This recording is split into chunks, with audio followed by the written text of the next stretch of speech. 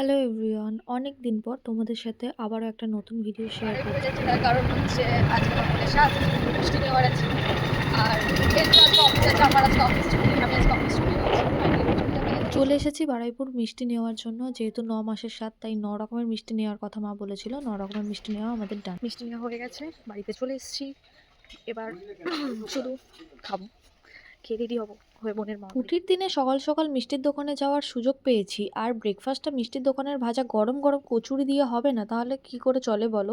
সুযোগ আর সময় তো পায় না এরকম ব্রেকফাস্ট করা, তাই আজকে সুযোগের সদ্ব্যবহারটা করেই ফেল। এই যে আমার বোন, ও রেডি হয়ে গেছে, আর এরপর আমি আর মা রেডি হয়ে বেরিয়ে পড়েছি ওর মামার বাড়িতে যাওয়ার জন্য।